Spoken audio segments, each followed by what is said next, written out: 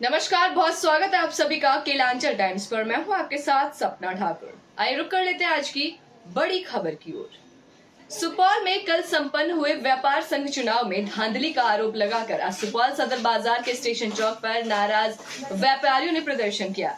साथ ही अध्यक्ष, सचिव और चुनाव प्रभारी का पुतला जलाकर नारेबाजी भी की गई। आक्रोशित लोगों का आरोप था कि व्यापार संघ के चुनाव में बड़ी धांधली की गई और गैर संवैधानिक तरीके से चुनाव कराया गया है।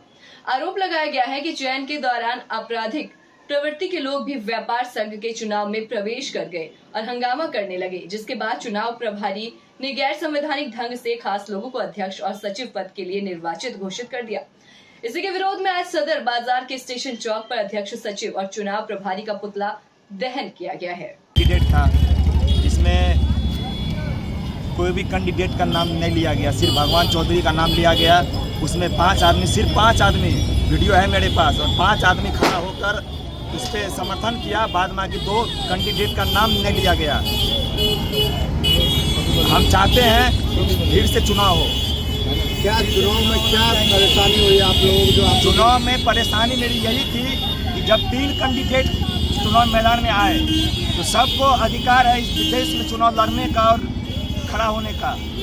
जब वोटिंग प्रक्रिया की बात आई तो उससे नहीं हुआ। मत 5 आदमी खड़ा हो गया, जुगल किशोर अग्रवाल का नाम लिया गया, भगवान चौधरी का नाम लिया गया। बाद में कि 3 कैंडिडेट इधर सामने में है और किन्हीं का नाम रणधीर जी। चुनाव होना था।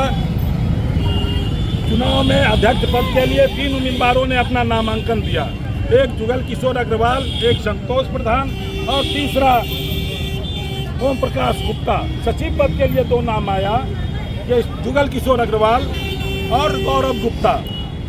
चुनाव प्रभारी ने सिर्फ एक नाम, अमर कुमार चौधरी पर भगवान जी का नाम लिया और कहा इनके पक्ष में जो लोग हैं हाथ उठाएं।